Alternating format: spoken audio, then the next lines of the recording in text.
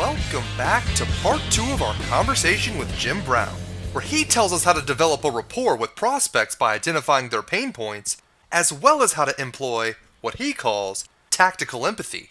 Stay tuned, part 2 is just around the corner. Welcome to this edition of Peak Performance Podcast with your host, Thor Conklin. Thor will be sharing the necessary tools, strategies, and psychology you'll need to become a peak performer in any area of your life or business.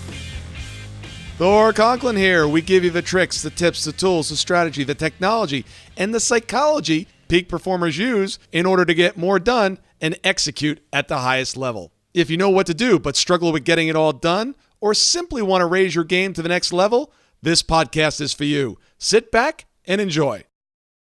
You know, one of the things I hear all the time is, how do I identify and reach the right prospects? I know you have some ideas about that. I totally do, and it's a great question. So I think too many people they believe their product can be addressed by anyone or everyone, I guess, has that problem, and that's just simply not the case, right? So if you already are in business and you've already sold some amount of your product, service, whatever it is that you have, go talk to the last 5 people that you sold something to.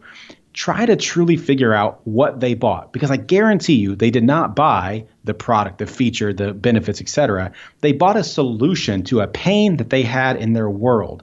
And the sooner that you can realize exactly what pains you're solving and start talking to new prospects in the words that they use on a daily basis, you just start to get so amazing at this. I'll give you an example.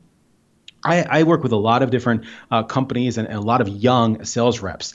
And so just this past week, I said, hey, here's the thing. We're going to start a brand new vertical. We're going to go after them. We know nothing about them.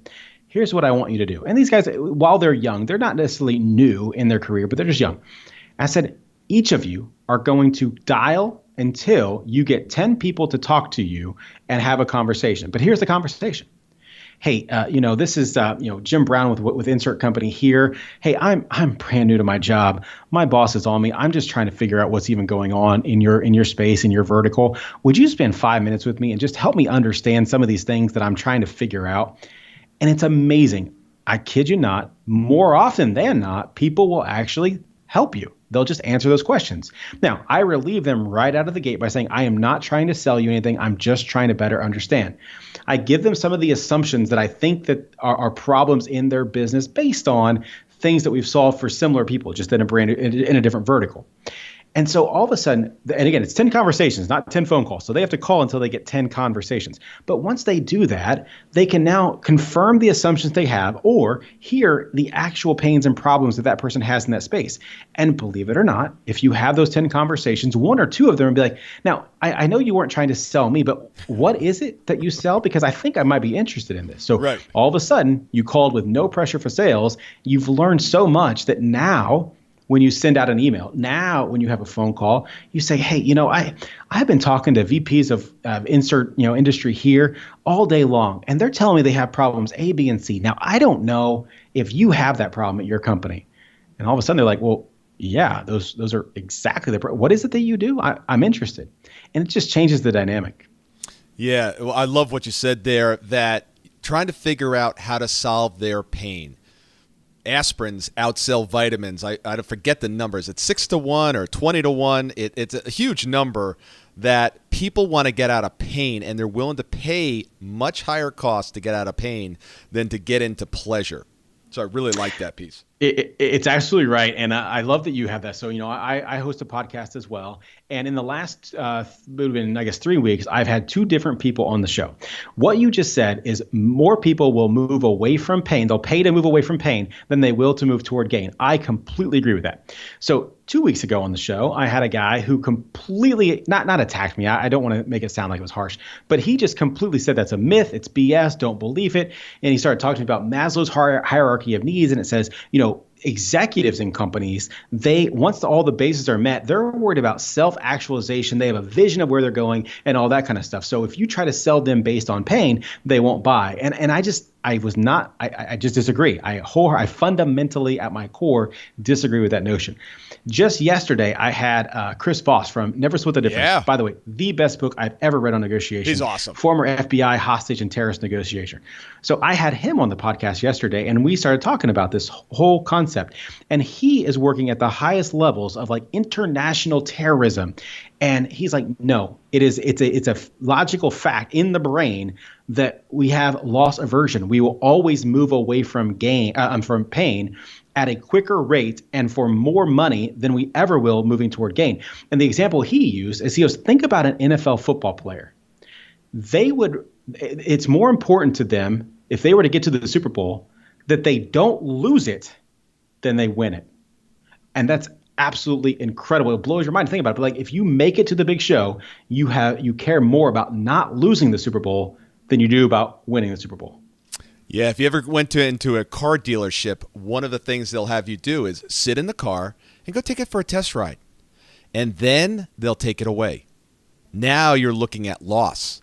And it's much more powerful. It's much easier to sell you a car that you've already become semi-attached to. When you go to the pet store, what do? Do they leave the puppies behind the cage doors? No. Here's the puppy. Now it's time to put the puppy away. Yep. Yeah, they give it to you so you can sit there and you can pet it and you might even start to name it. You might give it some food. Yeah, you're becoming attached to it and you do not want that thing taken away from you. You're building rapport. And I know rapport has a lot to do with the sales process. And we can come in rapport and then out of rapport in the same conversation.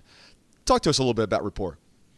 Well, so rapport is definitely very important in the process. But I will tell you, the definition that I have of rapport is probably not the one that everyone else has. So, good. If you do in-person sales, I love it. You walk into someone's desk, you see that they got a diploma from Indiana University. Like, oh, you went to IU, I went to IU. You see the fish that they caught, in a picture behind. It's like, oh, did you catch that marlin? Well, yeah, I caught that marlin. Like that stuff is so old school. It's so 80s or maybe 90s, but it's so old school. People don't care about that stuff anymore. They know it's fake. They know salespeople have been trained to do that. So when I think about the concept of bonding and rapport, what I want to understand is how do I get you to trust me enough to allow me to sell something to you? And so the things that I'm looking at there is I got to learn how you need to receive information, and I want to make sure I give you that information that way. So the first thing that I talk about is mirroring, right? So mirroring is body language, mirroring is tone, and mirroring is words. So from a body language standpoint, if I'm sitting across from you, face to face, I hopefully am going to have already dressed similar to what you're going to be dressed. If you slouch in your chair, I'm going to slouch in my chair. If you put your elbows on the table, I'm going to put my elbows on the table. And I know this sounds absurd, but I've run this exercise with literally thousands of salespeople. I will have them do that with a partner who has no idea they're doing it, and they will be flabbergasted to realize that what's going on to them. But when you do that, all of a sudden that person looks at you and you're like, oh, this person's like me. I can trust them. When it comes to tone, I had a client who he's from here in Indiana, but he's not actually, he lives here, but he's not from here. He's a very fast talking, what I call Yankee. And I'll tell you why I say that in a minute. But he's very fast talking. He's very intelligent. He works in the digital marketing space. So he knows analytics and all this kind of stuff. He was going down to visit a prospect in the deep South, Alabama. And he went down there as a fast-talking, know-it-all Yankee. The prospect told him that he was losing $400,000 a year with his current vendor. And this is a quote, he wanted to put his head through the wall every single time he wrote the check. He'd been doing it for like 4 or 5 years. You would think, just based on the stuff that I'm telling you here, it was a shoo-in. It was a no-brainer that my client got that deal. But he didn't. And he calls me and goes, Jim, I don't understand. We got to the end and he was impressed with all the numbers. He loved the plan. He thought it was perfect, but he's decided to stay with his current vendor and I don't know why. And I said, you got to think about this from a disc profile perspective. Deep South, Alabama, he's an S, a steady relator. He cares about relationship. He cares about consistency and stability. You come in here as a fast-talking Yankee, he doesn't trust you. And I said, now, look, I don't believe this deal's dead, but you have some work to do. And so I said, here's what I would do if I were you. I'd call him back up on the phone, and I would slow down, my rate of speech. I might even add some Southern dialect into that speech. And I'm going to say, hey, you know what? I failed you. I screwed this up. I came in just assuming that you were going to do business with me, partner. And I tell you what, here's what I would like to do. I'd like to come back down. I'd like to take you out to your favorite watering hole or steakhouse, and I'd like to get to know you a little bit better. I think there's some stuff that we can do together, but I don't even know if you'd be open to that. And he did that. And literally the guy's like, you know what? I think that's a great idea. Yeah, come on back down and let's do that. And they had like a 3 or 4 hour dinner, steaks and beers and all that. And it wasn't about the dinner. It was just he was creating that bond the way that person needed to be received. Well, my client was a high I. All he wanted to do was come in and be flashy and show you all the stuff that he knew, show you how smart he was. And it was completely off-putting to that type of person. So again, I don't care about what college you went to. I don't care about all this type of stuff. I want to know how you need to receive information. And then lastly is just the words that are being used, right? And so, if we were in person, I could show you the whole chart of how communication actually happens. But only 7% of the time in communication do the words that you use actually matter. But when they matter, they're very important. And so one of the things that I like to do is like if I hear you say pet words or I hear you talk about your industry a certain way, you better believe I'm going to parrot those words right back to you because they're going to look at you like, oh, he's one of me. I can trust him. So I know that was a long-winded answer, but that is what bonding and rapport means to me, which I think is a little bit different than what it means to a lot of people. I had a client down in Cleburne, Texas, and went down there to see them, and I was working out of New York. I'm originally from New Jersey, and I went down there with a couple other gentlemen from New York, and we showed up, and I decided the day before we went into the meeting that I was going to go and I was going to get a pair of jeans, cowboy boots, and a cowboy hat, and I showed up at the meeting dressed like that. True story. And the two guys I was with were a couple of Italian guys from New York, and we showed up, and he's like, Thor, my brother, come in. I'm like, well, I want to introduce you to the other team members. He goes, who are these guys? So I introduced them. He goes, are those Italians?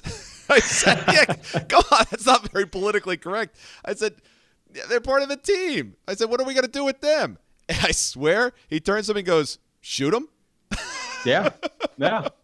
But think about that. He embraced you by saying, Thor, my brother. Exactly. Right? Like, exactly. You got to be careful. Said, you're one of me. Right. You got to be careful. I can trust you. Yeah. Because that's you don't want what it to bonding be rapport actually is. That's what it means. Like, here's the thing, Thor. I don't need to make friends in the sales cycle. Look, I've got a son. I've got a wife. I've already got friends to go play golf with. I've already got friends to go drink with. I don't need any more friends in my life. Now, if I happen to make a friend, that's great. But I don't need to make a friend in the sales process. I need to get you to the point that you trust me enough to allow me to sell something to you. And so I like to call that tactical empathy. I care about you, but only because it's part of my job to do so. Yeah. And in this particular case, he was already a client of mine, so there was already some rapport there. And I think you have to be careful that it doesn't come off as looking like a tactic. Absolutely. No. It's got, and so that's why I call it tactical empathy, right? So I'm not saying fake. I'm not saying false. I'm not saying do a show, but you need to be consciously doing it. And it's got to be genuine of why you're doing it. But absolutely, it matters in the process.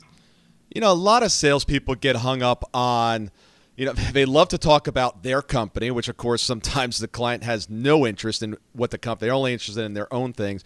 But they talk about the features and the benefits. I know you got some ideas around features and benefits, and really there's a better way to be selling other than that.